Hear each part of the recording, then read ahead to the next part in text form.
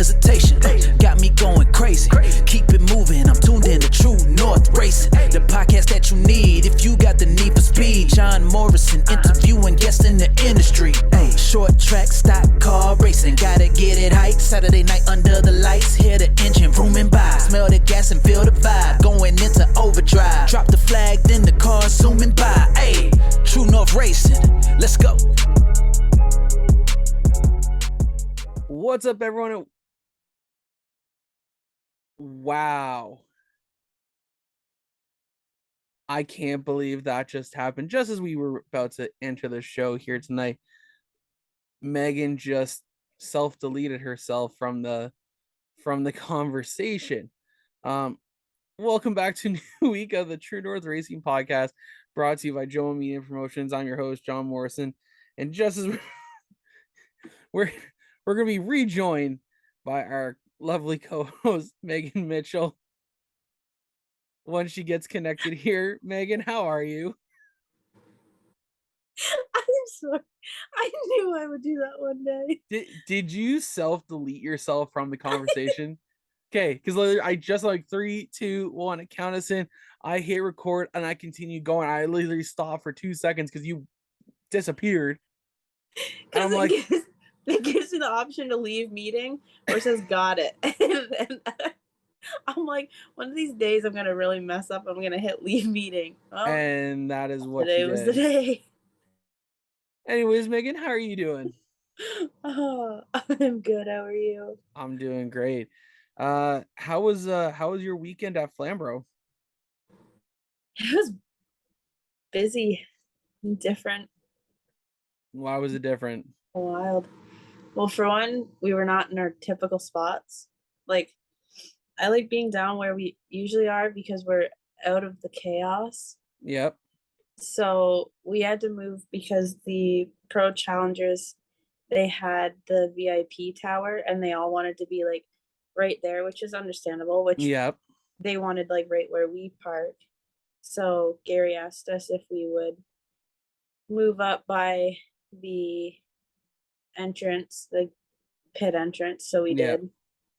And there was so much going on, between seeing all the cars line up and just there was so much that my brain couldn't handle it. So it was different. We've never, well, not that we've never run heats, but since we've been there this year, we haven't run heats, and that's what we did yesterday. So it was different.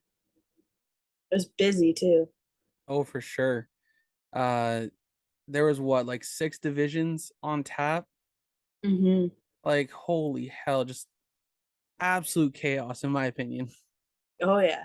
And then I don't think this year for the pure stocks at Flamboro, don't quote me, but I don't think that we have broken 20 cars, and there was 26 in the feature. That's awesome. That was, it was wild.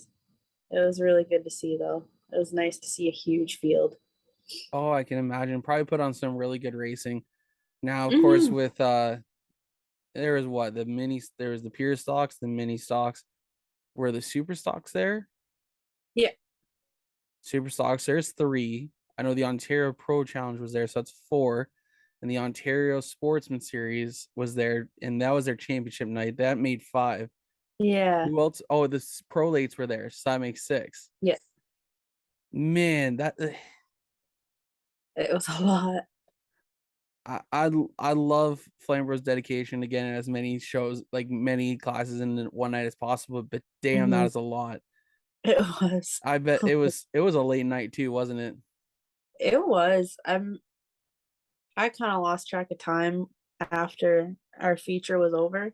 Yeah. But yeah, by the time all the features were done, it was getting pretty late. I think that was the latest that we've ever left the track. By the time we're only about 40 minutes out, and by the time we got home, it was about 1:30, maybe 1. So Jesus, really? Yeah. Holy crap. It was a really late night. So it's just been a lazy day today. Understandable. So Yeah, that's such a late night, and to think like that's, and what's worse too is the sun's going down a lot earlier. Yeah. So like when it's down by like 8 o'clock, we're just it already feels like midnight. Exactly. So Like I but think our feature was the very first one. yeah, Well, technically not. No, technically not because the sportsmen's did 40 they're laps before yeah, intermission. But after intermission, we were the first ones, and I think it was already getting dark out at that point. yeah. So it was, oh my gosh. Then there It's was like the nuts. corn roast and everything afterwards, which Yeah, I you can't not go, like when especially when the no. cornrows is going on. Like it was Flamboro's fan appreciation memorial night, and afterwards there was a big corn roast that happened on the backside of the in the pit area behind the backstretch, and I've been a part of it a couple times now, and one, you can't go wrong because I think Kevin Gallant is the one who supplies the corn, Yeah. and we have to give a big shout out to him for bringing all that corn. I don't even know how much corn was eaten. I don't know, and I'm upset I didn't get a chance to go, because I know what Flamboro's Memorial Night means to a lot of people. Yeah. I know it means to a lot of people in the club with the CVMs. As last week we were trying to have a late push to see if we can get even just that intermission, just a nostalgia thing going, and Yeah. weren't able to. So unfortunate, but that's just the way the cookie crumbles. We've been a part of it in the past, just this year was different, which is okay. But yeah, we're gonna it sounded like a great night.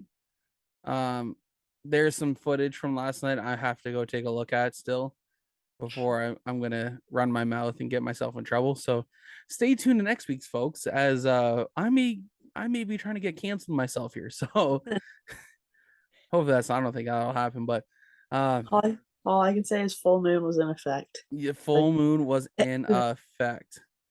But yeah, I myself was not at a racetrack. The family and myself, we took ourselves to Niagara Falls, nice. and let's just say our plans changed before we even left the house.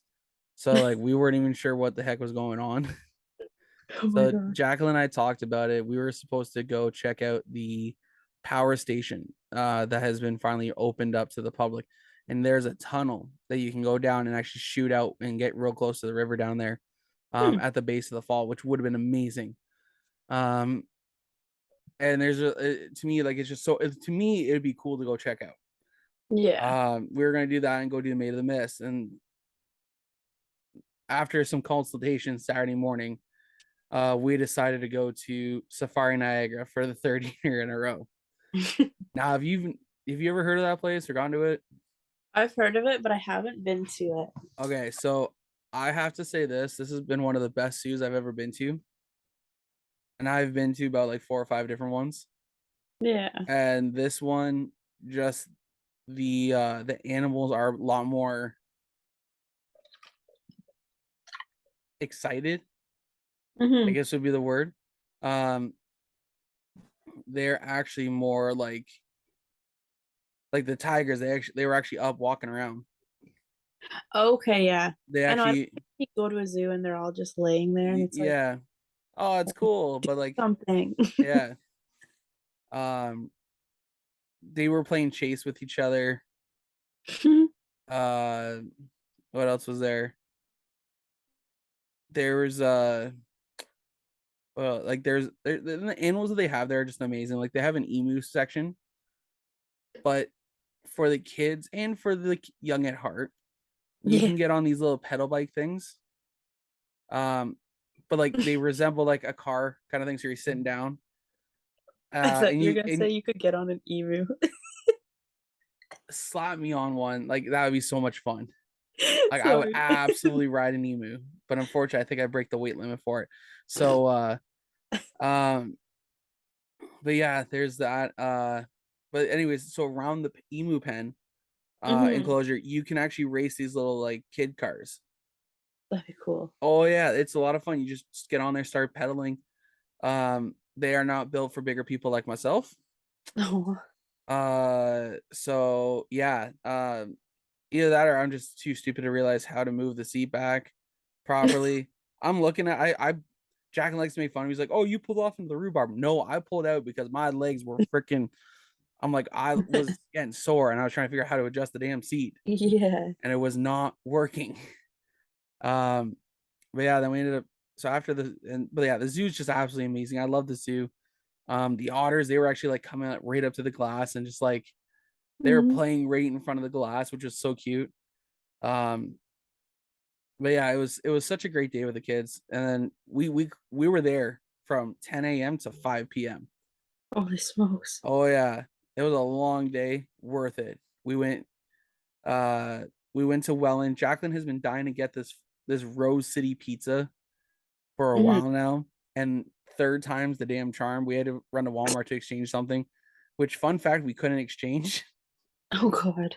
because somehow between the two of us and highly intellectual adults, um we did not see that the shoes were two different sizes, Hmm. and nor were they both, and also that they were both right feet. Oh my gosh. Oh yeah, so you can That. imagine Tuesday morning, I'm driving to work, and also I get a phone call from my ex, and she's like, so I'm like, you need to exchange the shoes. Oh, why is that? Oh, they're both rights, and one's a size 12 and one's a size 1. I'm like, no way, like no. I'm like, all right, put them aside. I'll grab them Friday. I'll go out on the weekend and exchange them. And now I'm just realizing, I don't know if Mav took his shoes into the house with him tonight. Oh boy. Oh my God. So it looks like I may be waking up at about 5 in the morning after working till about 3 a.m. to go. Oh, stay tuned for tomorrow's episode of How Did Jon Die? um, anyways, yeah. So after that, Jacqueline was upset because we tried both the numbers for Rose City, weren't working, and Mm. yeah, we're driving. I'm like, she was getting upset because she's been trying to do this for a while now, and yeah, all of a sudden I was like, okay, you know what? Just try again. She's like, you sure? I'm like, just try again. Starts ringing, picks up Rose City Pizza. Jackpot. So we got this pizza, freaking smelled amazing. It took a while to cook it because it's a college town. So like Mhm. there, there's always a rush for them. Oh Uh yeah. and then I found this little, I thought it was the Welland Canal. Uh I was an idiot. I mistakenly like I was like, oh, that looks like the canal, because I was like, oh, there's the Welland River. That means that must be the canal. Didn't even think about going further south. Mhm. So I was like, that's a park. Click it, because we were looking for a park with benches. Yeah. Drove there, and I'm looking at her like, well, that's a concrete bridge. So I don't think we're at the canal. We were like a river over that's like overflow of water. Mhm. So, but there was benches, there was seating, and we had probably some of the best pizza I've ever eaten in my life. Nice. So we were talking. I was like, oh, we may just grab a pizza set Friday night when we go down in November. Just we don't know yet, but yeah. But yeah, it was fantastic pizza. And then the drive, and then we went into the falls, did a couple of things on the hill, and then started leaving there about like 10:30, 11 o'clock. Oh my It was like gosh. 11 o'clock before we actually got on the road from Niagara area. Oh geez. Oh yeah, it was a long day. It sounds like it. Yeah. Um, but yeah, it's gonna be weird. I'm not back at the racetrack until the 24th, because next weekend leads up to Robert's 9th birthday. Yeah. So I'm not gonna be. We got to figure out how next weekend's gonna work still, in regards to recording the podcast, because I've Mhm. moved it to Monday night. I'm hoping with everything I can be back in time. Yeah. And we can get on the road as soon as I can. And I'm gonna fingers crossed next Monday goes to plan. That's Mhm. where I'm hoping. But yeah, it's gonna be. We'll talk about that after, anyways. I'm just trying to think here because yeah, I'm not back on the track until championship night for the CVMs, which is September 24th. So for the next, and Ohsweken Speedway just finished off their season, so I feel like I have a lot of extra time now. But I realize I'm not gonna have extra time because I still got a lot of stuff to do. Yeah. Especially because like as much as people like race teams, like you start 2023 in August, Yeah. it's the same deal for even us creators and media people. We have to start getting ourselves lined up for 2023 now, so that way when the season starts in from March at Motorama, Hmm. it's all smooth sailings after that. Right. Because the one thing I've noticed, if I have to go through hell and back throughout the season, no one's happy with me.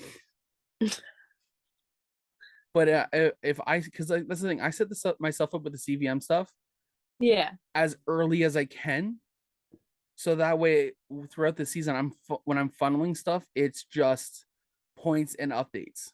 Hmm. If I have everyone's sponsors by March, by end of February, Yeah. a picture of your car if you've updated your car, it helps me out so much that if on the first day of practice, I can just go click, click, click, click, click, click, take as many pictures as I need to, put them up on the website, edit them how I need to. Bada bing, bada boom. Guess what? I don't have to touch that section for the year. Yeah. And Exactly. then it starts all back up again. Mhm. So I'm currently working through the JoMo Media website because I got to set a promotion section up. Because if you realize, if I don't know if you remember, but I kind of do this promotional thing, Mhm. like promoting some race cars. Like I've we haven't talked about them on the show in a while, but like which by the way, we have to give a massive shout out to two JoMo Media drivers because we didn't do a show last week, so we couldn't Yeah. be excited about them. Brandon Feeney in the number 38 Liqui Moly at Peterborough Speedway won his first career feature race with, I gotta add this because I'm so excited about it. It was also his first night out as an inside track driver Hmm. with working with inside track. I am so excited for that deal.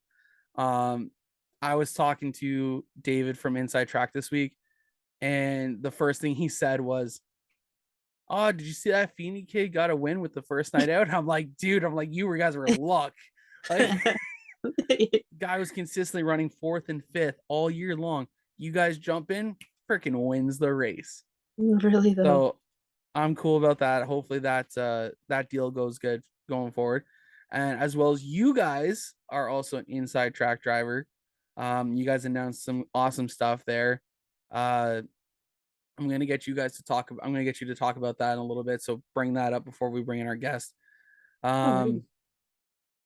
So if you just want to read what you put on Facebook, go right ahead, okay?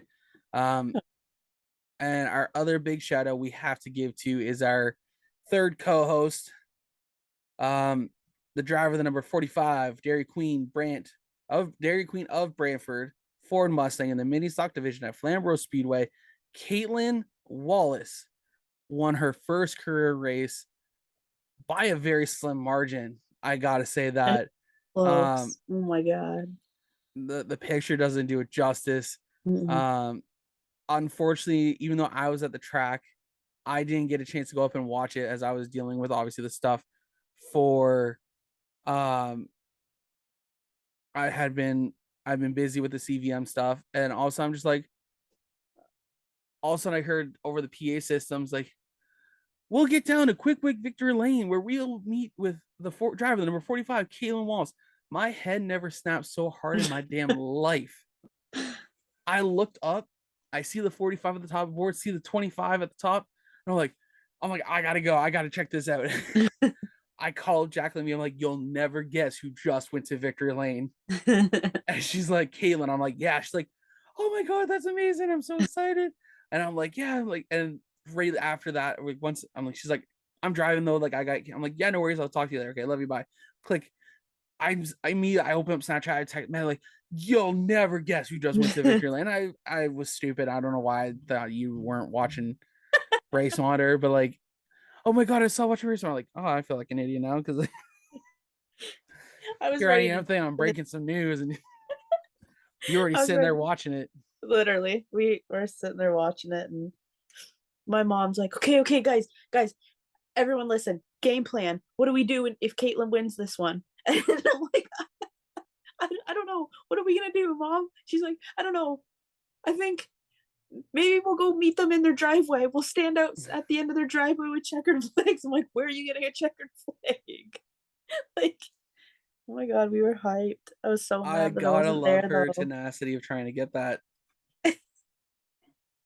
You haven't like there's a lot of people who gave her well wishes, and I went down there and I congratulated her at the end of the night, and you can tell a lot of weight was taken off her shoulders because You the can, fact now is she can say she is a yeah, feature winner. you can see it in just the way she walks now. I'm like, I She's got a told her different step in since, her step. yeah, I told her since the beginning of the season. I'm like, it is the year. Yep. This year you're getting a feature win. And she's like, I don't know, like I hope so. I'm like, no, like I'm not even hoping so, Caitlin. Like I know so. It's happening. It's gonna happen. And I was so freaking mad that I wasn't there. I literally sat there crying about it. I'm Yeah. so happy for them though. Oh, for sure. Like I'm over the moon excited. Like Mhm. it's incredible. Um, but anyways, we're gonna get Ashton in here in just a couple minutes. So I want you to tell us about this special promo you guys have through Inside Track, which by the way, I am going to clip it and send it to David for you. So I can like, hey, check this out. So why don't you tell us about your special promo you guys have with Inside Track? Yeah, so we are working with Inside Track now for the remainder of this year and all of 2023. And right now we have a promotion going on. We have a special promo code, which is MRC73. And if you use that promo code while subscribing to the Inside Track News magazines, I'm not 100% sure how much you save, but there's a good savings that comes with using the code. And there's 3 different options, like 3 different packages, a 1 year, 2 year, and a 3-year subscription. And for like, I don't know how to word it. If you subscribe to, I think it's the 3-year one. If you subscribe to that one with our promo code, you save money. I believe you get an Inside Track shirt with that one, and $20 is sent to us. The 2-year we get 15, and 1 year I believe we get $10 sent to us. So it's kind of like a promo between all of us, win-win for everyone. You guys save, we get money for our team and for our cars, and Inside Track gets to send out more magazines. So I'm excited about Absolutely. it. Yeah. I'm very excited. So if you guys want to, where is it here? I'm gonna find it real quick. There it is. So yeah, if you guys use promo code MRC73 at the checkout, man, like I'm looking at this, like you get 3 bonus issues, like for the 3-year, like 24 issues, 3 bonus issues. I'm where is it? I think Beefy had it as well. But yeah, like you get 3 bonus issues. Like there's so much cool stuff. And so yeah, if you guys want to go over there and support Inside Track, get yourself a racing magazine that's gonna show you the stuff from around here in Ontario. And yeah, you're gonna help out a race team. You know, that's the best part here. So if you guys are looking to get into get yourself an Inside Track magazine, you guys can contact also on top of MRC. So Megan and them are subscribed with their code. You can also subscribe through Brandon Feeney's code. So there's 2 options for you. Support who you want to. Like, yeah. But I love the deal. I love this. Can't wait to see how this works going forward. But yeah, so yeah, make sure you guys go out there, get yourself an Inside Track package today. So it was kind of funny too, because I went and I subscribed. I didn't know that we had a code coming. So I subscribed with Brandon's code, and Brandon's like, "Why didn't you use your own code?" I'm like, "I don't know if I if I have one yet." So I used yours. You're welcome, Brandon. Yeah, you just helped him. Like, exactly. Jesus, Brandon, be thankful next time, man. Like, be appreciative that someone supported you. And I did the 3-year subscription, so he got awesome. $20. Oh my god. I'm gonna have to subscribe. I know I've told them I wanted Greg and them I want to subscribe again. So it's yeah, and I see the hero card's been updated with them. So I love the look of it. It's awesome. I really hope that deal goes good for you guys going forward. Looking forward to some big things. There's definitely some big things in store for next year, so I am excited. I can't wait to hear about it. But what do you think? What do you think we bring in Brandon or Ashton tonight? For sure. Let's bring in Ashton Dickie, the driver of the #1 dirt mini stock at Ohsweken Speedway. All right, guys. This week on the True North Racing Podcast, we are sitting down with the driver of the #1 dirt mini stock at Ohsweken Speedway, Ashton Dickie. Ashton, how are you, man? Oh, pretty good. It's the first weekend off since the race season ended, so we went down to London last night, partied up a little bit, and enjoyed ourselves, and just looking forward to the off season and regrouping. Nice. Let's talk about this because yeah, you're right. The unfortunately the Ohsweken's regular season has come to an end, and all that's left is the Sprint Car Nationals this weekend. Yep. How did your 2022 season go for you? I mean, to put it into one word, frustrating. We learned a lot. That was a good part of it, but did not go our way at all. We were fighting a lot of issues towards the beginning that we sorted out, and then just a lot of bad luck on track that kind of plagued it too. But we ended it pretty well. I mean, racing for Wade for the last couple of weeks, we got back to having fun again and showing some success. We picked up a heat win Friday night, first one at the Big O, so it was kind of a big milestone. And yeah, we're looking forward to next year. Absolutely. Yeah, you said it yourself there. For the past 2 weeks, you've been running Wade Thorne's rental car. Because recently you put up on social media that you were raffling off the #1 car. What was the thought process behind that? How'd the deal get set up with Wade? So yeah, like we had the 1A up for raffle, and we figured, like, usually with the last couple nights to go, racing gets a lot more aggressive and everyone's kind of fight for a championship and getting those last couple spots. And yep, we figure, well, we might as well park this car, keep it safe for whoever the winner's going to be. And like we've been close with Wade for years. We go-karting through the winter. We're all intertwined, and he's had that backup car for the whole season. So I'm like, well, I got to get points somehow. I want to keep perfect attendance. And I messaged him, I think maybe the Sunday after we decided to park the 1A for the rest of the year, and he was on board. He helped us out a lot. I think I showed up to Ohsweken that Wednesday for a practice session, was dialed right in, loved it. And then so it was a good couple weeks. Like, first night we were kind of learning the car, playing around with it. It's handled completely different than mine, but I loved it. That car is awesome. And then we went into Friday night last week, no expectations, which makes it kind of easier on me. And we went out and won the heat race by damn near straightaway. So wow, it was it put the fun back in racing for us. Like, that's all it is for us right now, is having fun. And when you're not having fun, you don't want to do it. So we had a blast.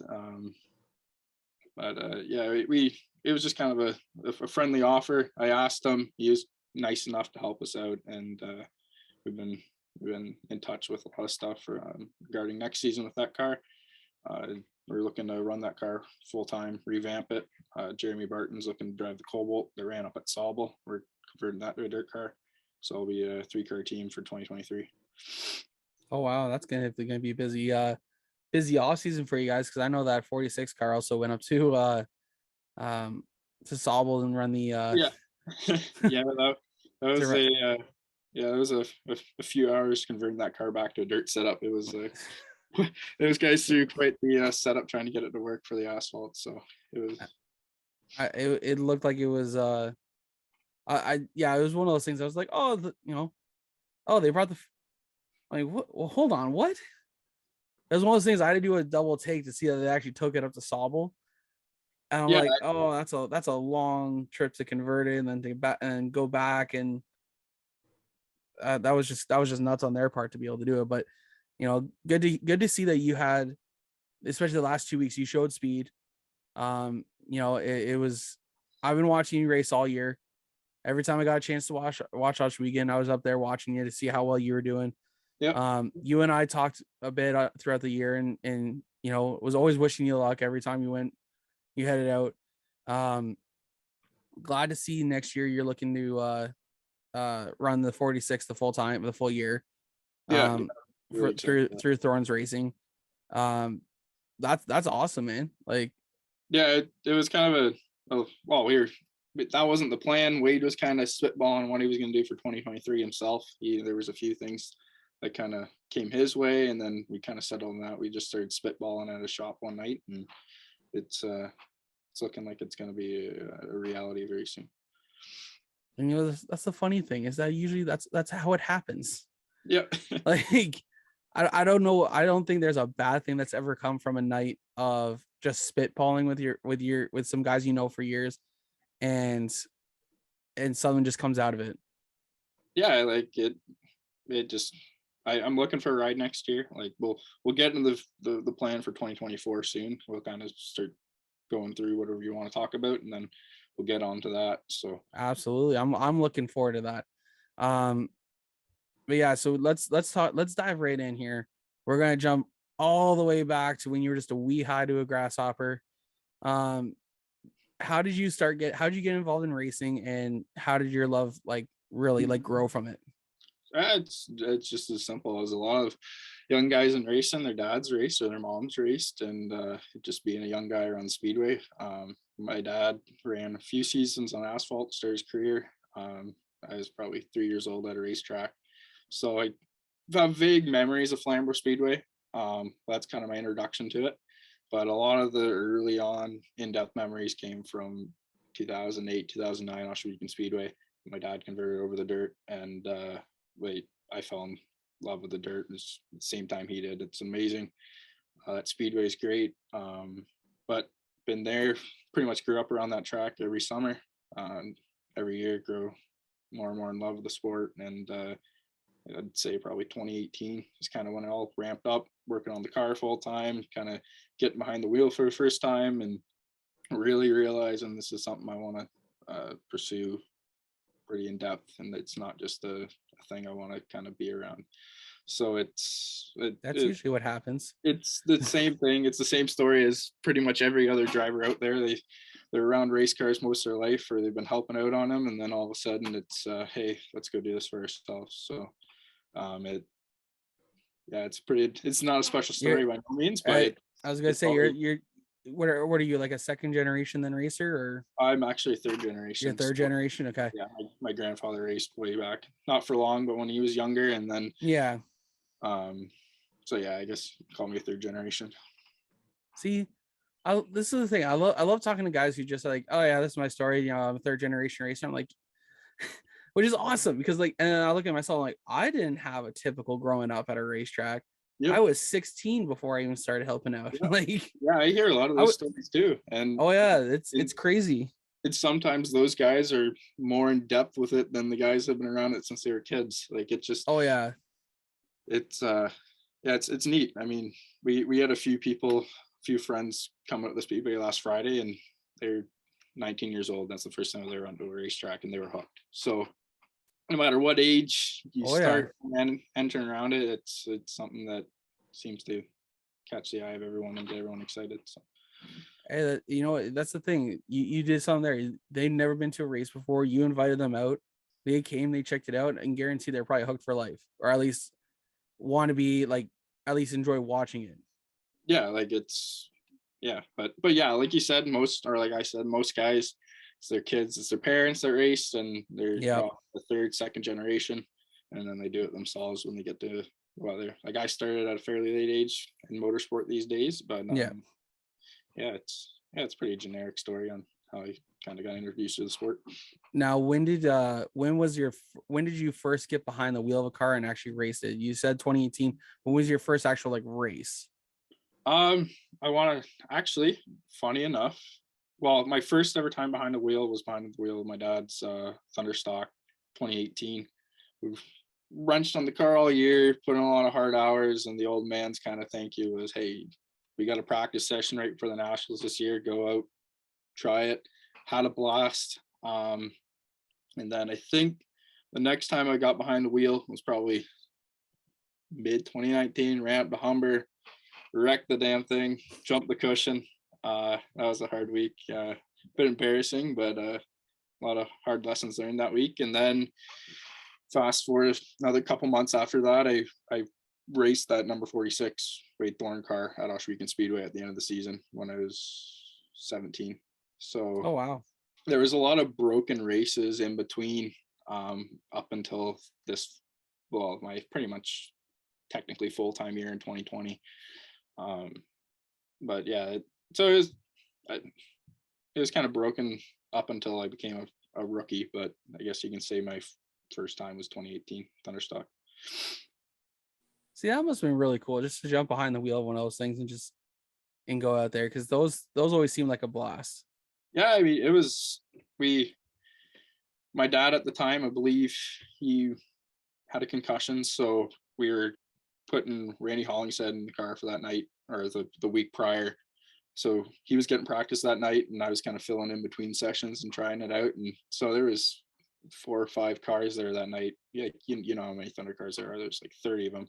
So I have only 5 cars show up that night for a practice session. You get this nice wide open speedway to really practice and not have to worry. So it was a nice first experience behind the wheel of a race car, especially at a facility like Ohsweken Speedway.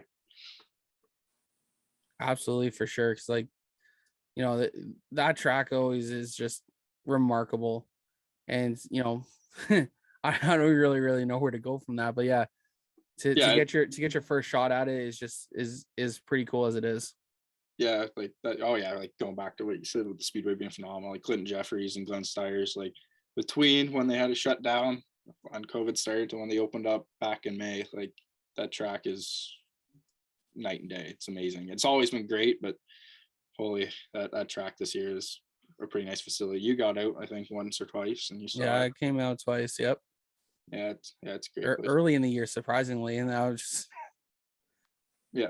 We were looking at possibly coming down again, but you know, for us it's family time. With myself having 2 boys, it's one of those things. It's a difficult thing to pull off on a Friday night to make that trek all the way down to Ohsweken. So I'll always know that once my kids go to bed, I'm always on my phone watching Ohsweken or Delaware. So yeah, that's one place I didn't get to this year is Delaware. I love that race and love super stocks down there. It's a class that always, well, my buddy Carson runs in that series. It's a pretty cool track. I haven't been to Delaware since 2015. Oh, yeah, it's been a while. That's well before the renovation then too. Yeah, I've been watching it this year. I've been wanting to go, but again, it's one of those things. It's trying to pull off with myself, especially. Like I work up in Erin, and I call my hometown of Brampton. So for myself, it's one of those hard things to do to Get trek off of home where you almost have to work a half day. Yeah.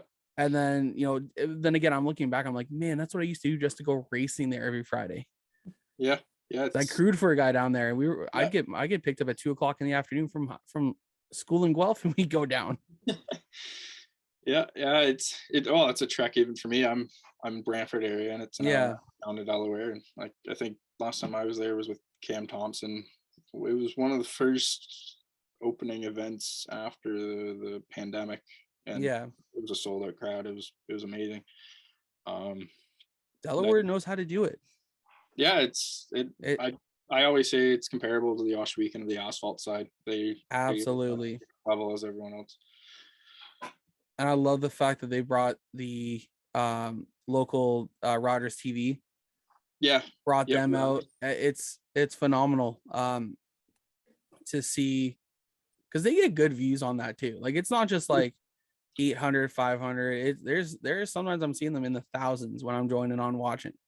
Yeah, I mean, it was kind of interesting when they first started out Rogers TV having the hockey announcers broadcast racing, and it didn't quite all mesh up, but you can tell they're kind of falling into line, and it sounds pretty good on live. And there was the one guy I was really happy to see him get a shot, and he hasn't been out this year, and I'm upset about that. But it's I think someone's gonna correct me if I'm wrong, and I'm gonna sound stupid if I'm wrong. I think his name is Justin Prince. Okay. He does announcing a lot of iRacing stuff. Okay. For Podium, does a lot, like, he's done a lot of the stuff, and he had a shot. He was doing it last year. He was doing the pit stuff last year, and as soon as I heard him, I was like, "Hey, I know that voice," and it was just. Yeah, it's the same with forget his name. The announcer down at Flamboro Speedway. He's the one radio host for one of the rock stations down in that area. I'm gonna be clueless on that one. Yeah, I forget his name, but yeah, he's on the radio every day, and then I guess he got a shot a couple of years ago doing racing announcement, and he's been pretty good the last couple of years. Nice. Yeah, the down to Maryville, right? Yep. Yeah. I was gonna say the last time we were at Maryville was G-Force was there, so yeah. So I always go in G-Forces at these events for some weird reason. I don't. Yeah, I mean, I remember when COVID kind of kickstarted that speedway big time. Like, oh yeah, no one else was running. They were running their select big events, and then all of a sudden, halfway through the season, they're like, "Hey, let's run a points race or a point season." It blew up. Like, I'd never really been to that track up until 2020, and before I knew it, I was there 10 times. Like, I raced there 4 times myself that season, and it was quite the speedway to go to during that, because they were booming. They were getting a lot of business, and Don's done a lot out in the parking lot with a lot of his. Oh my God! Don't even get me started. Yeah, food's phenomenal. It's great. Oh my God, I freaking love it, dude. I was almost tempted if we didn't get so, like, last night we were down in Welland area, so we're like, I was almost suggesting, man, if we didn't get a hold of Rose City Pizza over in Welland, I'm like, we should just go to Maryville and get some pizza from there, or some from the smokehouse there, because, like, yeah, I've packed the car full of guys, and we've gone down and just had pizza in the middle of the off season. Like, it's a good hour and a half drive, but it's worth it. Mm-hmm. Yeah. Which is funny enough, because yesterday I laughed my ass off, because I made it from Brampton yesterday morning. We got on the highway at 9 a.m. I pulled into the zoo down in Niagara at 10 o'clock. Yeah. So I'm like, I could probably do better than an hour and a half nowadays. So, but Maryville, man, I love what they've done with the facility. Obviously, they had I think it was at the beginning of 2020 when they had that, when a lot of race teams lost their equipment. Yeah, I remember that. A lot of big modified teams down there. I think a few different guys. There's a couple Thundercar guys affected, but yeah, it was that whole facility. Everyone was working out. But the fact that the track rallied around them and try to I think help them out. Like I still have one of the shirts. Like I bought 2 shirts, one for myself, one for my girlfriend. And you know, it's great what they do for not only for the racers, it seems like at the track, but for what they do for the community as well. Yeah, no, I think both those tracks, Humberstone and Merrittville, both played a role, and lots of the racing community. Everyone rallies together when someone's been wronged or has something bad happen to them. And like shop fires, unfortunately, are the number one thing that often is wrong where happens to a lot of the drivers. And I think Justin Ramsey a couple of years ago lost his shop and lost his backup car. All those guys down there in Welland, and I mean, you're working on your fabricating stuff, you're working on race cars, you got a lot of flammables, you got race fuel. It's one spark and whole place goes up. So it's just kind of the nature of the sport. Absolutely. It's definitely not one of those could you imagine if we were just like couch racers or like like then that would just be worse, like in my opinion. But yeah, like it sucks to see a lot of those teams lose all essentially their everything they worked hard for in their life to in a fire. Like, you know, it sucks. But we want to keep the show moving here a little bit. Yep. Megan, I think you had a question you wanted to ask Ashton. I know, and then I thought about it. I'm like, I feel like I know the answer already. Where did the number 1 come from? It's quite a funny story. So my dad was number 1, and way back in the day, he can correct me if I got the story wrong, but if I remember it right, when he was picking out a race number, the easiest one to paint on a car was number 1 because it's just a single stripe. So then after that, he just kind of rolled with it, and then as he kind of got bigger, more funding, obviously he started wrapping and vinyl in cars. It starts looking a bit more fancy, but he kind of kept the number 1 throughout. And I stuck with number 1 when I started racing, but there's quite a few number 1 mini stocks, so I added the A to it with Ashton 1A, kind of different twist. But yeah, it just kind of carrying on the tradition of the number. Well, I mean, number 1 in racing, who doesn't want to be number 1? Exactly. So yeah, that's how we got the number. I mean, I'd rather be 99, but hey. Sorry, I had to be a little bit an asshole. That's just who I am. Come on now. That's awesome that you kept, you know, you're able to keep the family number kind of going here. It was also my mother's number when she raced. She raced for 6-7 years at Ohsweken Speedway in a mini stock class as well. Oh wow. So she number 1. Yeah. So yeah, it's good. It's always been a family number. It's always good when there's when numbers are associated with family. Like, you know, Megan's got the 73, you got the 1. Yeah. It's great to see teams like that and families like that. Yeah, it's racing is a family sport. Everyone's just kind of bound together, and kind of traditions kind of carry on throughout it. So absolutely. Like I kind of same thing with my car this year. I kind of try to keep a similar paint scheme to, I think, just my dad's 2013 scheme, white and orange, a little bit of a reverse to it, but just kind of want to do a throwback. Now, this actually kind of begs me a question here, because I got to know who is. So in 2019, I went to Ohsweken Speedway. I found a clip of, because I was dying to create some more TikTok content. Yep. And I think I put a TikTok video, and I found videos of my time at Ohsweken. And I think if I remember correctly, you commented on and saying about the 1 being out front. Oh yeah, it's probably, well, if it's 2019, it probably would have been my dad. It was my dad's final. Okay. So yeah, I just wanted to confirm that, see if because he said, man, that 1 looks good out front. I'm like, oh, I wonder if he was driving now. Yeah, no, that would have been my my dad's last season in the black and orange number 1. Well, there we go. Now I got another answer. Yeah, that's perfect.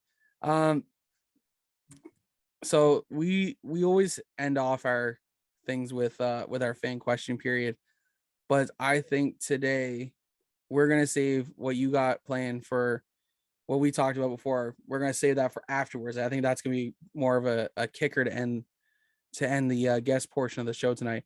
So we got, as you saw today, we tagged you in the post where you're coming on the show. So tonight we have the fan question period. We have about 3 or 4 questions, I think, right, Megan, lined up, ready to go for you.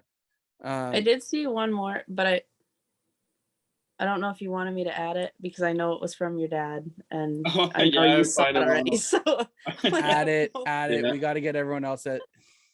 Yeah, I caught that one. Let me screenshot it. Okay. So we got some questions for you. You ready to answer them? Yep. All right. Once Megan's ready here, we'll fire off some questions. Okay. So the first one's from Rob Twitchett, and he said, after such a rough season, what keeps you coming back every week? It's just determination. Always wanting to get better, doing better than the week before. I mean, it's every race car driver like that. There's no quit. You just want to keep getting better. You got sponsor obligations, you got other things, and more importantly, it's just fun. Like, your friends are there, you're turning laps, no matter how well you're doing is always fun. So coming back each week, that's what kind of keeps us going. I know, Rob, you didn't have the greatest year either, but same reasons why you come back each week. So yeah. And then Rob again said, growing up in a racing family, what is your earliest racing memory?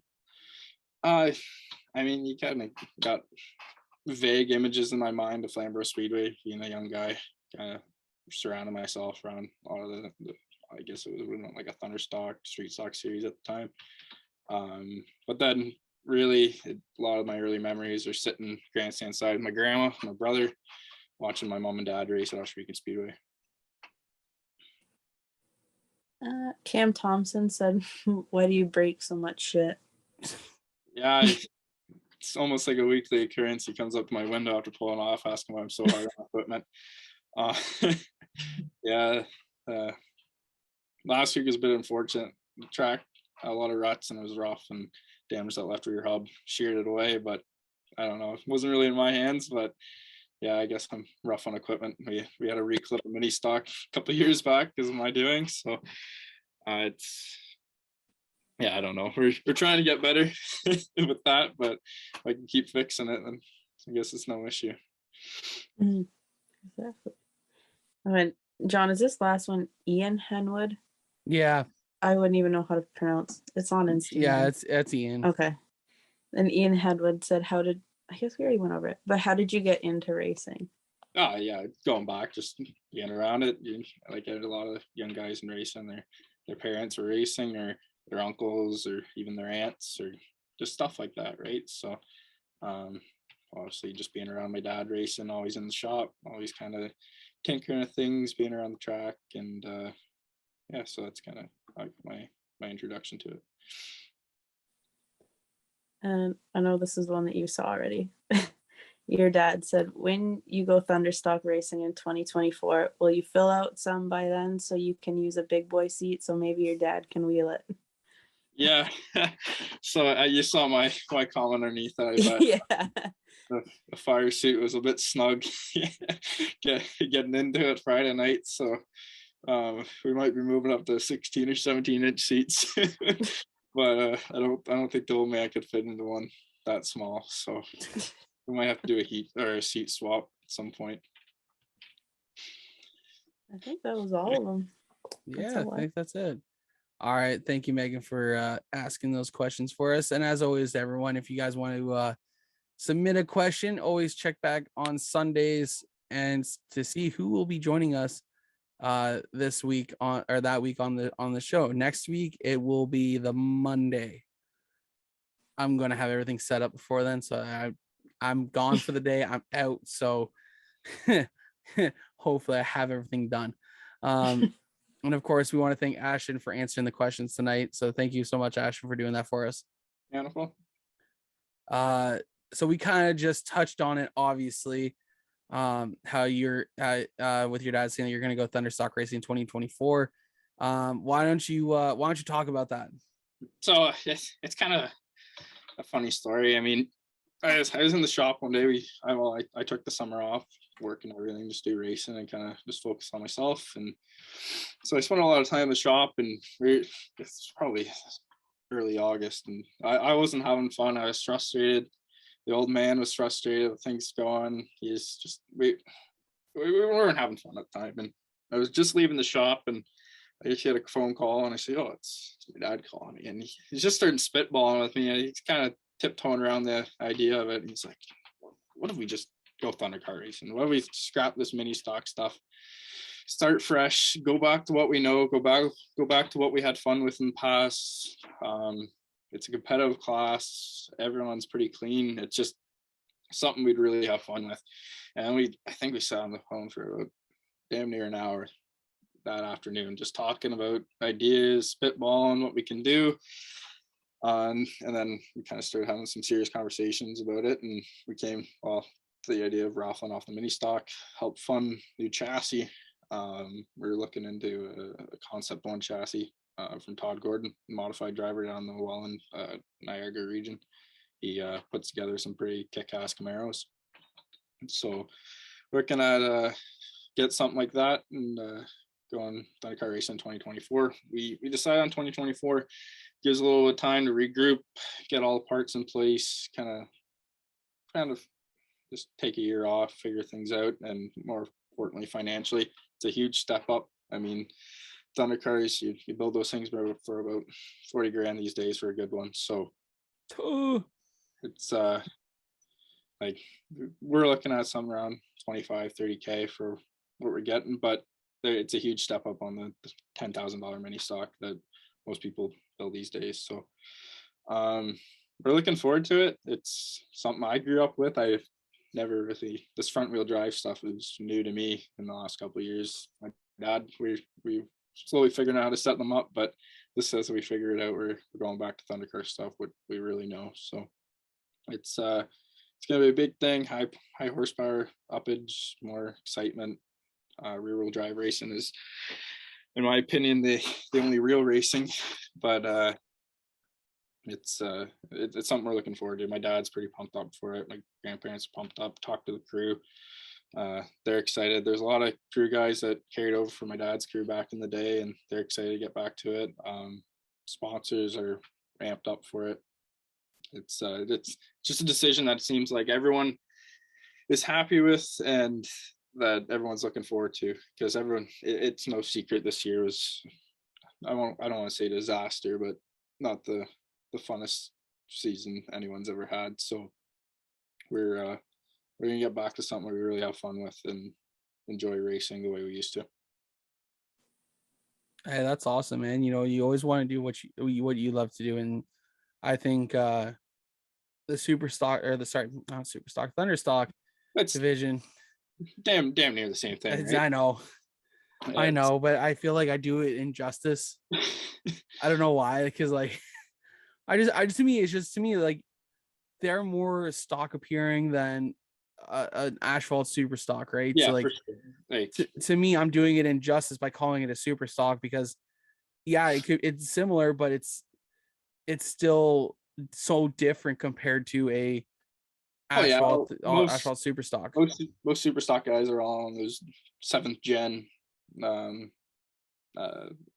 composite bodies, and they look kick ass. I mean, Brandon McFerrin's car looks great. Carson's car looks great. All those Camaros, I think they're labeled the 2019. They look fantastic. But like if you look at, maybe I'll send you some photos after this, but any of those Concept 1 Camaros, they look badass. I mean, Dave Bailey's Camaros looked sick for years. I mean, Ryan Beagle, that's the 3rd gen, but that's an amazing looking car. They're slowly progressing to look a little bit more, I don't know, modern. Yeah. But, yeah, they definitely keep that old school 1980s late models stock car look. I love that look. It's cool. I go to the dirt track just to watch the street stocks. Not gonna lie. I was up north back end of July, early August, sitting in the hot tub watching the race, and I got on Facebook and I said, "There's no better racing in Ontario right now than the Ohsweken Speedway street stocks. It is competitive from Dave Bailey, Ryan Beagle, all the way back to 15th place. Like those guys are, they know what they're doing. They're wheelmen. All those guys respect each other. It's good racing. Like, I mean, Ryan Beagle and Dave Bailey put on a clinic this year, but those two racing each other, it's definitely the show to watch. Oh, for sure. Like, we've had Chris Hale on the show in the past, and he's yeah, I'm going to his wedding in end of October. He's a oh yeah, it's that Chris Hale's current car. Well, yep, it's been reclipped a few times, but yep.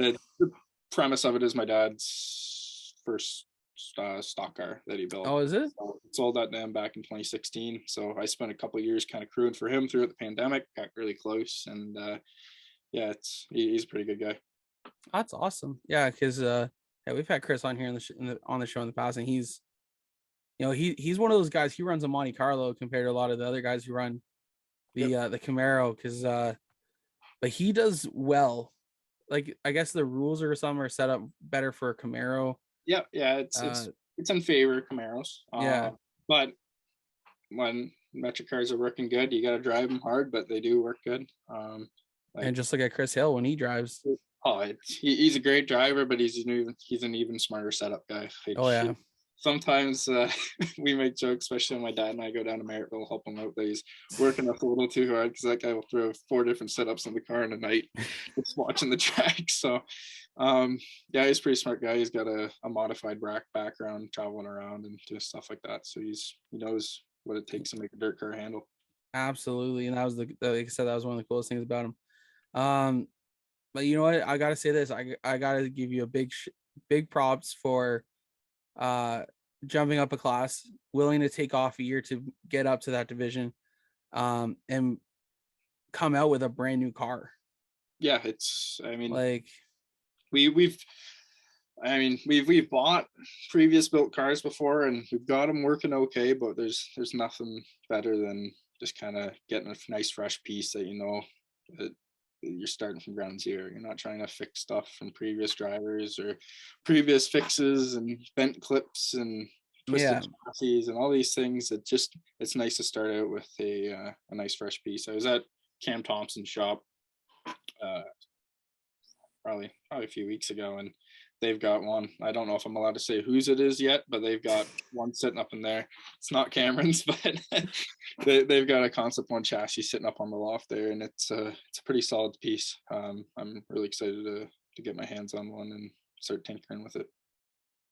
Yeah, it's gonna be awesome, because Cam had a tough season this year in his street stock debut, or even just in the car in general, just with the motor letting go and not being able to get one back. But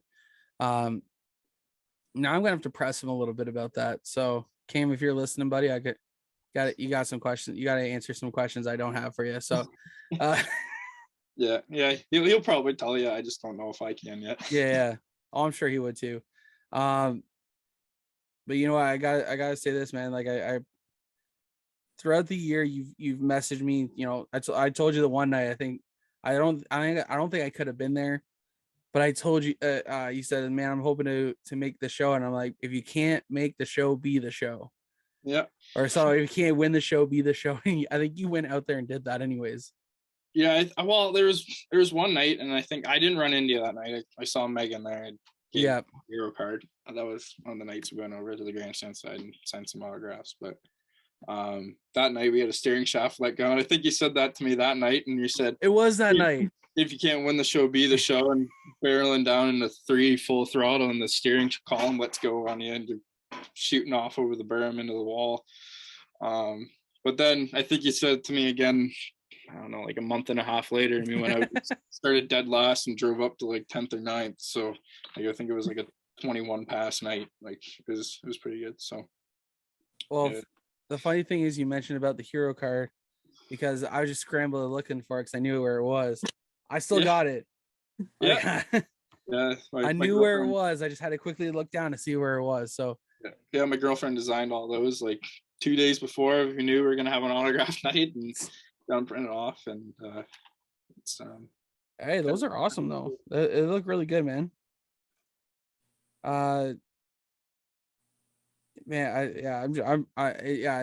it's being able to, I just stumbled so many times over nothing. Welcome to my life. I just stumble over just like get to the point. But yeah, you're right. Like I think I got there just a little too late or something. But I told you I was coming. And yeah, of course, if I was over there, I was definitely going to come over and see you and introduce myself to you. Yeah. And grab a hero card because I knew you were going to be over there. But I think we showed up a little too late or something like that, and weren't able to make it over there. But throughout the mini stock race, I think I was watching like 2 people, and that was you and Rob Twitch it. Because I just wanted to see. Because I know Rob. I've known Rob for many years, and I didn't. He saved me a few times from buying bad cars at one point. Huh? Oh yeah. So I was in 2012. Was it 2012? 2012, yeah, 2012. I went out. I think I put up on a buy and sell site in like for the Ontario racing stuff. I think I put up there, hey, like looking for a dirt mini stock or something like that, or a mini stock. Yep. Someone commented and said, oh, I'll PM you. Instantly, Rob messaged me, was like, this person do not deal with. I'm like, oh. He goes, I don't care if you open it. I don't care. Like, it's like, that car is junk. It is a death trap. I owned it for years. I'm like, all right. I'm not even going to go near that.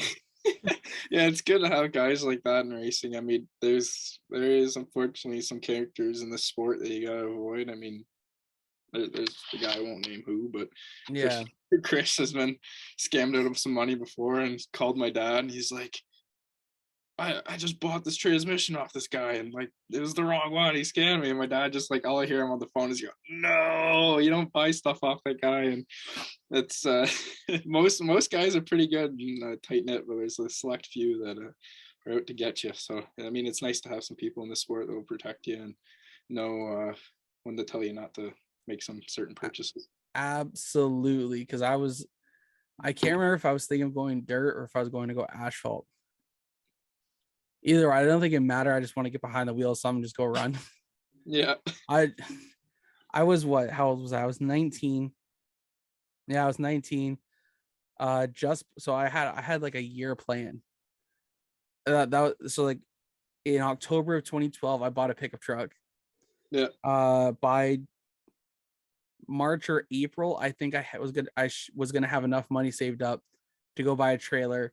By after Frosttoberfest, I was gonna have enough money to save up to essentially show up with a trailer to Oktoberfest and say, "Is your car for sale? Here's $5,000, $6,000, $7,000."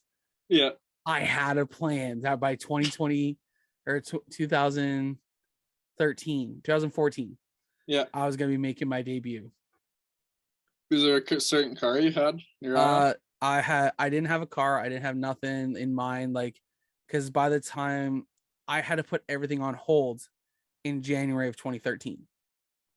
So before my plan really even took off, I had to stop. And that's because that's when I found out I was going to be a dad. Oh, yeah. So that took more of a priority over me getting behind the wheel of a race car. Yeah. My dad started driving like a few months after I was born.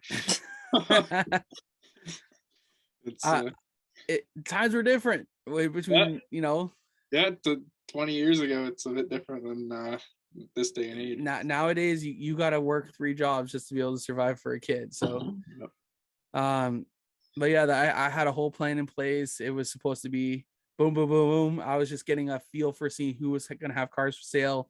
Yep. Yeah, like I said, Rob came in clutch, told me not to buy someone's certain car, and I was like, no, hey, I'm not going to touch it.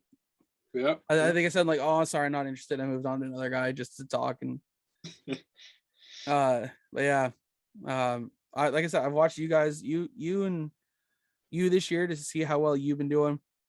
Because that's the thing is I like watching guys who, like, even though I have we have a stable of drivers, even guys who are just like, hey, like watch me. I'm like, all right, cool. Like I'm not saying like that's what you did, but I was like, you and I've had conversations where, Yeah. it's like, oh, you coming Ohsweken tonight? Yeah, man. I'm coming. I'll be there to watch you. Right. Yeah. So it's one of those things. If someone's just like someone I'm not even affiliated with, just talking with me, you can bet I'm going to watch them.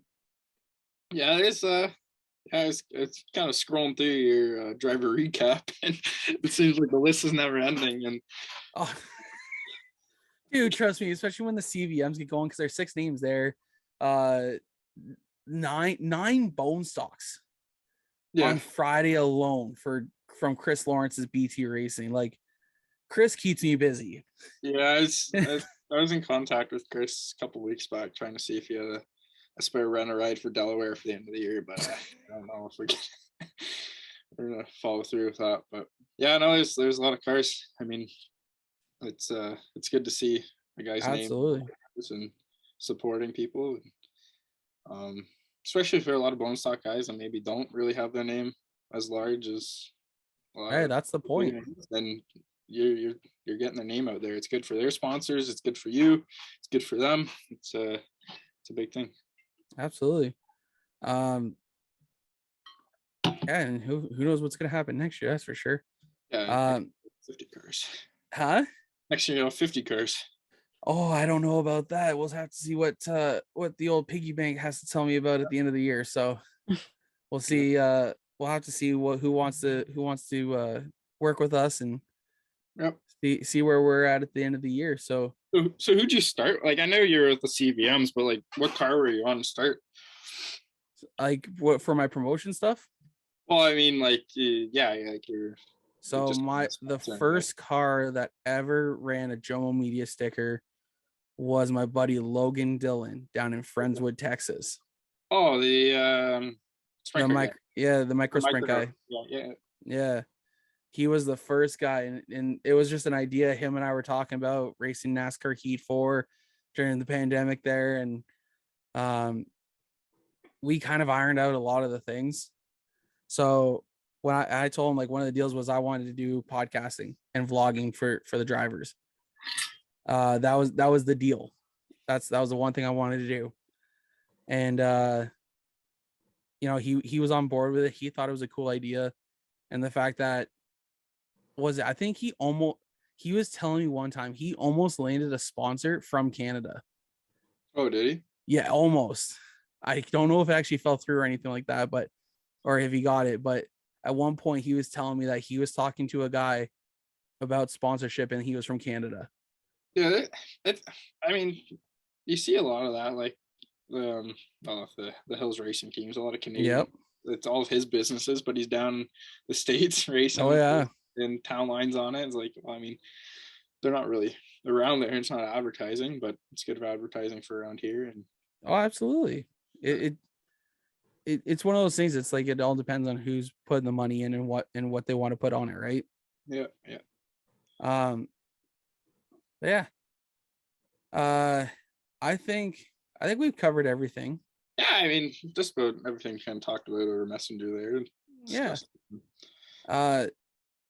Of course, Ashton, we want to thank you for jumping on with us this week. It was definitely awesome having you. Yeah, no problem. Looking forward to it. Like, it was all week. I was kind of thinking about what I was going to talk about or what you're going to say, and so I'm glad we got it done. Absolutely, man. It was great having you on. Is there anyone you want to thank for getting you here or helping you out throughout the season?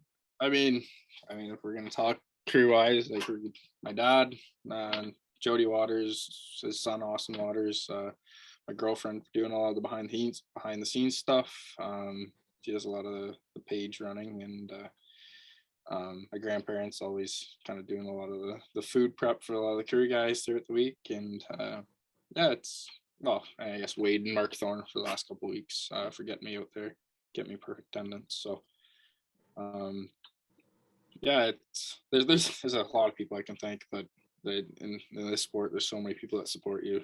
I'd be talking for the next 25-30 minutes. So but thank them a lot on my Facebook. So follow Ashton Dickie Motorsports on Facebook, and you can see a lot of our supporters and partners on the race team. That's all I was just about to say. Where could they catch you on social media? But you just answered that question for me. So, again, Ashley, we want to thank you for jumping on with us this week. It was definitely great having you on, get chatting with you. And we're definitely gonna have to keep an eye on you next year or in 2024 when you get behind the wheel of that Thunderstock. Yeah, next year. Well, yeah, next year with Thorn Racing, and then we'll be back with ADM in 2024 running the Thunderstock, and look forward to it. I'm just kind of glad we're not taking that full year and back behind a wheel for a season. We didn't really know where I was going to end up for 2023, but it's a good feeling knowing we got something lined up. Well, that's awesome, man. Well, we're not going to take up too much more of your time tonight. Thank you for jumping on with us, and you have yourself a great night. Yeah, you too. Yeah, talk to you later, John. All right, bye now. Bye. All right, you guys, that was driver the number 1, I guess now the number 46 for Thorn Racing. That was Ashton Dickie. And Ashton just reminded me once we wrapped up here that wasn't his first interview he had with me. And I completely forgot. So you remember back in 2020 when like the world was shut down? Yeah. Okay, so after I started JoMo Media, he reached out to me and asked about doing, or I think I put out there saying like, hey, anyone want to do like a Facebook Live? Mm-hmm. And he was just like, sure. I'm like, okay. And he was one of the first guys we ever did like a live conversation with. Mm-hmm. So thank you, Ashton, for reminding me of that, because that's going about 2 years ago now. We did this. So man. Ooh. Sure, how time flies. But of course, we want to thank Ashton for coming on with us as always, as we do every all our guests. Next week on the show, I'm not going to announce it just yet until next week, because I want to make sure everything is confirmed. Everything should be confirmed. Everything should be ready to go. But I will say this: we are going to have the driver from the Oscar Hot Rod Series will be joining us next week, as long as we confirm everything. Yeah. Some fun things happening soon. Even though we're at the end of the year, we're already like, I'm preparing for next year. I got some cool things. I got some interesting things I want to work on. And you know what? I'm gonna announce it right here. I am looking at doing a before, I don't even know how to word it here. Beginning before season. Anyways, it's gonna be before the race season. But I'm thinking of hosting a car show. Ooh. Where every driver who is a JoMo Media driver by the time of February 1st, paid in full to be a driver for the year, will have the opportunity to bring their car out and to a fairground, to set up in an area and invite their sponsors. So for like Megan, for you, we'll say for you guys, we'll give you guys, let's say, I don't know, like a 50 by 50 foot area. Yeah. That gets to have your car, your team tent, and your sponsors on your car can set up. So Inside Track can come and set up a booth with your car. Rachel can set up a design booth for her business. Lift the Visor could have a booth there. It would just be a great way before the beginning of the season where all our drivers can come out, get to meet one another, get to talk to one another, as well as get their sponsors out. Because we know once April hits, no cars are going to look pretty again. No. I'm thinking it would just be a cool idea. Now, this is something I'm thinking either for this year or the following year. If we get enough interest, we get, enough sponsors to kick in, to step up and kick in, there's no reason why we can't. We'd have a live DJ. Who knows, maybe depending on where it is, maybe we'll have some fun prizes and giveaways and some games for the kids and the adults. Like I'm thinking, so like the Aaron Fairgrounds, they have a nice little stretch of front of area. I'm thinking if we bring about like 4 or 5 different pedal bikes, That'd be cool. race a driver, have a chance to race a driver, have a chance, you know, we'd have there'd be autograph sessions all day. Like I said, there'd be live music. Probably I'd get my friend Taylor, I'd probably get her market to come out as well. But no, I just think if we have another 20-25 drivers again and 20-25 cars, I think it'd be something we could pull off. Definitely. You know, I think it'd be great for the sport. And again, it's an open invitation. So the sponsors get to come, people get to come, and if it's at a fairgrounds, it would be a like $5 entrance. I would make it affordable for everyone to come out.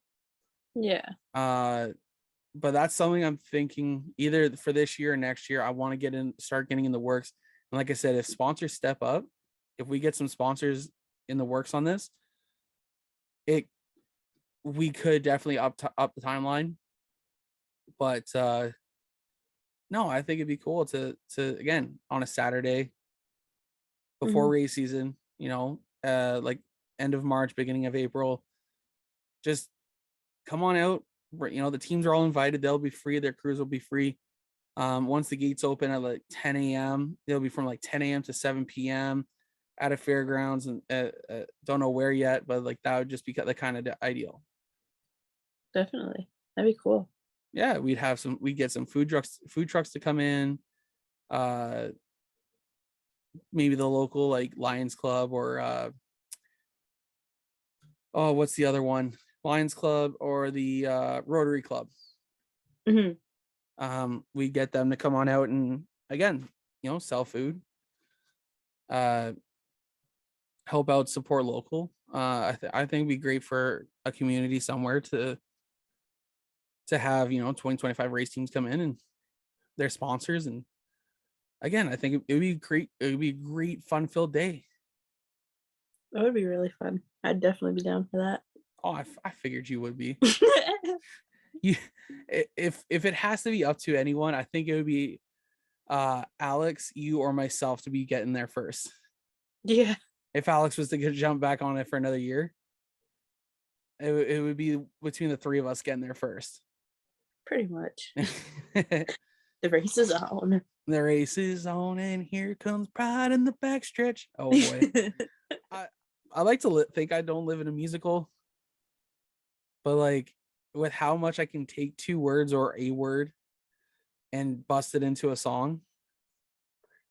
And honestly, when I said that, that's exactly where my mind was going to. For which part? For that song. Oh yeah. When I said the race is on. And then here comes pride in the backstretch. Heartache is going to the inside. Now, so anyone listening, if you can name this song, let us know. If you can name the song and the artist, put it in the comment section on Facebook, Instagram. You know, we'll even clip it and put it on TikTok. There you go. If you can guess that song, put it in the comment section below. We don't have anything to give away right now, but I got a cup. I need to get that gone. So if you want a cup, I got a tumbler still, and it looks exactly like this. Okay. It looks beautiful. It's amazing, colorful. $25 and it's yours. Or $20 and it's yours. I'm gonna bump down the cost here. It's $20 and it's yours. So if you want to support JoMo Media and the True North Race podcast, we do have a cup for sale. We are going to do a giveaway at the end of the year with our other cup that I need to get other drivers signed. Most of them are signed though. Like that's the thing. Like most of the drivers are signed. It's all our Delaware drivers. Yeah. that are not signed on the damn cup or are CVM guys. Besides Scott. Scott. Scott was the only one there. So still need to get like John Carly. Who else? Ricky Williger, Joe Arsenal, Jay Pepin, Mike Westwood, John Carly. I think I already said John. 8, 14, 17, 19, 43. Oh, Rob, Connor, and Adam. Yeah. So, well, that's good. I know what I got to make sure I bring to the track the next time out. So, next weekend is a complete off weekend for us. But next weekend is also Velocity up at Sunset Speedway, where they cap off their 2022 racing season. Madison Teen Camp for Morgan Robson Racing debuted a brand new car. Looked beautiful. Fortunately, I don't have any stickers right now, so there was no stickers on the car. Nick Tooley wrapped up his year. It was so cool having guys from up at Sunset run Joe Media sticker. Yeah. The expansion is real. Just gonna put that out there. The expansion is real. And I think next year is gonna be even better. We'll have to see. Like I said, I said earlier, I gotta work on the website some more. We gotta get the promotion stuff up there, to let people know what to expect from us. And yeah, because that's that's the whole purpose of us. That was the start of this. It was the promotion. It wasn't the media. The media is just for fun for me. I don't know about you, but I think it's fun. It is fun. So Megan, what are your plans for the off weekend? I'm not 100% sure yet, honestly. No, yeah. We'll see. Don't quite know. Well, that's no fun. I mean, I mean, I might still go to Kate and Dale's, but like somebody and then somebody else are all busy this weekend. So, oh, who could that be? not you and Jacqueline, not Cody and Rachel. Sorry, we have lives. I have little humans to attend to. Just think about it. We got the off season coming up. Oh, yeah. Right? We have the off season, which means we need a Saturday night go-kart night. Oh my God, we do. Because I'm dying to like race something. I think there's a Saturday night we need to get Caitlin, Dale, myself, Jacqueline, you, Garrison, Cody, Rachel, hell, even your mom and dad. Get all out to the Hamilton indoor go-kart track and just see what could happen. Oh yeah. I'm so down for that. I think either Chase like someone's we gotta get Chase too. No, he's not allowed. Why is he not allowed? Because last time we went with the pure stock drivers, he took home the trophy. Wasn't cool. Well, guess who? I'm bringing a freaking fake trophy, and guess who's gonna go home with it? This guy.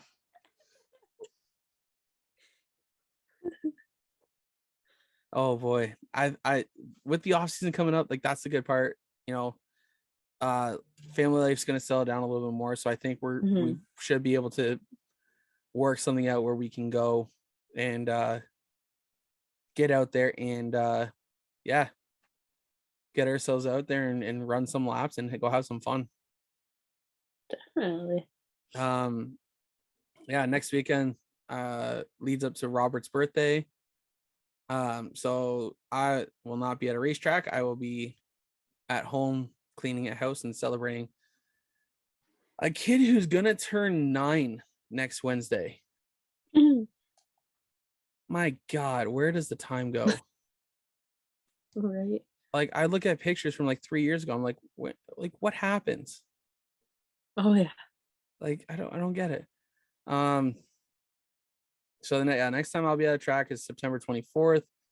Next week we do have a show. I'm hoping timing works out, and I'll be home Monday by 8. We can have our guest on by 8:30. And if it means we have to stay up later to do an intro and an outro, that's what's gonna happen. Have to happen, unfortunately. But yeah, I think we're set. I think we're in good shape here.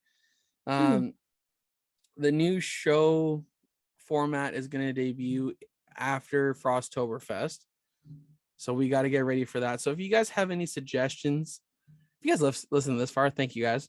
But if you guys have any suggestions for racing topics that Megan and I can talk about and give ourselves something to talk about, you guys can send them to us at jomopromos@gmail.com.